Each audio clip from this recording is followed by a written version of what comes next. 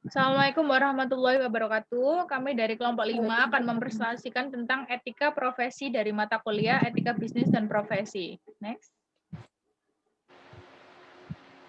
Kelompok 5 terdiri dari saya, Yayang Putri, Olvi Malania, dan Deva Karen.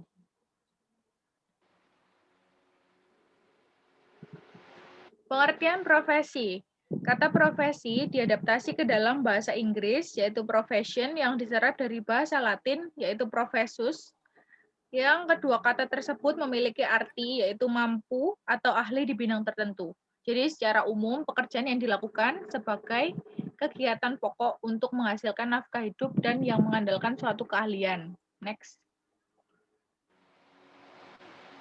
Pengertian profesional, yaitu satu, orang yang melakukan suatu pekerjaan purna waktu dan hidup dari pekerjaan itu dengan mengandalkan keahlian. Yang kedua, seseorang hidup dengan mempraktekkan sesuatu keahlian tertentu dengan terlibat suatu kegiatan tertentu yang menuntut suatu keahlian, sementara orang lain melakukannya sekadar hobi. Next. Bisnis sebagai profesi. Sesungguhnya, bisnis bukanlah merupakan profesi. Kalau bisnis dianggap sebagai pekerjaan kotor, kedati kata profesi, profesional, dan profesionalisme sering begitu diobral dalam kaitan dengan kegiatan bisnis. Namun di pihak lain, tidak dapat disangkal bahwa ada banyak orang, bisnis, dan juga perusahaan yang sangat menghayati pekerjaan dan kegiatan bisnisnya sebagai sebuah profesi. Selanjutnya akan dilanjutkan oleh Olvi Melania. Bisnis akan dikatakan profesi yang etis jika bisnis diartikan sebagai kegiatan bisnis yang tidak lain merupakan perwujudan hakikat sosial. Manusia saling membutuhkan satu sama lain, karena tanpa orang lain manusia tidak bisa hidup. Dengan kata lain, tujuan bisnis bukan hanya meraih keuntungan saja, melainkan untuk memenuhi kebutuhan masyarakat dan bagaimana melayani kebutuhan masyarakat secara baik, dan dari sanalah pebisnis akan memperoleh keuntungan. Bisnis dapat dianggap sebagai profesi karena telah sesuai dengan definisi dan ciri-ciri suatu profesi, yaitu yang pertama, profesi adalah pekerjaan dan dalam bisnis terdapat banyak jenis pekerjaan. Yang kedua, sebagian besar jenis pekerjaan di dalam perusahaan menuntut pengetahuan dan keterampilan tinggi, baik melalui berbagai jenis pelatihan dan pengalaman. Yang ketiga, profesi menuntut penerapan kaidah moral atau etika yang sangat ketat. Begitu pula di dalam bisnis. Saat ini setelah disadari bahwa semua pelaku bisnis juga harus dituntut mempunyai tingkat kesadaran atau kaidah moral yang tinggi. Yang keempat, tingkat kaidah moral yang tinggi menjadi keharusan dalam bisnis karena pengalaman membuktikan bahwa perilaku para pelaku bisnis menentukan kinerja perusahaan yang akan berpengaruh besar bagi kehidupan ekonomi masyarakat dan negara baik secara positif maupun secara negatif. Profesi dan hakikat manusia utuh. Seperti yang sudah dijelaskan oleh teman saya di awal, profesi adalah pekerjaan yang dilakukan sebagai nafkah hidup dengan mengandalkan keahlian dan keterampilan yang tinggi dan dengan melibatkan komitmen pribadi atau moral yang mendalam.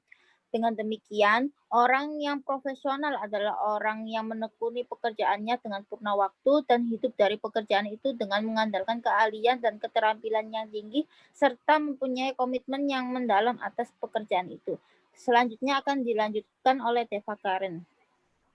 Hakikat manusia utuh. Hakikat manusia utuh adalah hidup dengan menyeimbang pemenuhan kecerdasan fisik, kemampuan nalar, sikap perilaku, dan kecerdasan spiritual. Kesadaran untuk terus-menerus memelihara unsur kompetensi ilmu pengetahuan dan keterampilan teknis mencerminkan upaya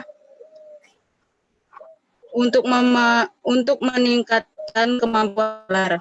Kesadaran menumbuhkan sikap perilaku yang baik dalam menjalankan profesi sebenarnya sekaligus untuk memupuk kecerdasan spiritual dan sikap perilaku, membangun karakter, prinsip-prinsip, dan nilai-nilai dasar seperti bertakwa kepada Tuhan Yang Maha Esa, menanam integritas, kejujuran, independensi, objektivitas, dan sejenisnya merupakan fondasi untuk membangun spiritual.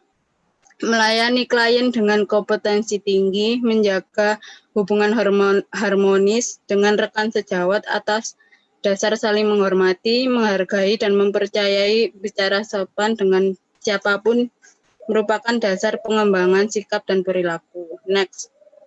Dengan demikian, bila seorang profesional benar-benar menghayati profesi dan betul-betul mau mematuhi kode etik yang telah ditetapkan dasar kesadaran diri dalam melaksanakan profesinya walaupun tidak dijelaskan secara eksplisit di dalam setiap kode etik. Sebenarnya disadari atau tidak, ia telah menjalankan kehidupan sebagai manusia sebenarnya. Hakikat manusia secara utuh, yaitu terdiri dari satu makhluk yang memiliki tenaga dalam yang dapat menggerakkan hidupnya untuk memenuhi kebutuhannya. Dua, individu yang memiliki sifat rasional yang bertanggung jawab atas tingkah laku intelektual dan sosial. Yang ketiga, yang mampu mengarahkan dirinya bertujuan yang positif, mampu mengatur dan mengontrol dirinya, dan mampu menentukan nasibnya. Yang keempat, makhluk yang dalam proses yang menjadi berkembang dan terus berkembang tidak pernah selesai atau tuntas selama hidupnya.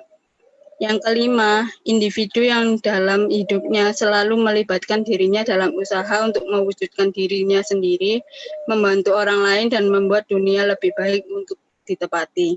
Yang keenam, suatu keberadaan yang berpotensi yang perwujudannya merupakan tak terdugaan dengan potensi yang tak terbatas. Next. Yang ketujuh, makhluk Tuhan yang berarti ia adalah mengandung kemungkinan baik dan jahat. Yang terakhir, individu yang sangat dipengaruhi oleh lingkungan, terutama lingkungan sosial, bisa berkembang sesuai dengan martabat kemanusiaannya tanpa hidup sosial. Next. Terima kasih. Itu presentasi dari kelompok kami. Bila ada salah kata, mohon maaf. Wassalamualaikum warahmatullahi wabarakatuh. Waalaikumsalam. Waalaikumsalam warahmatullahi wabarakatuh.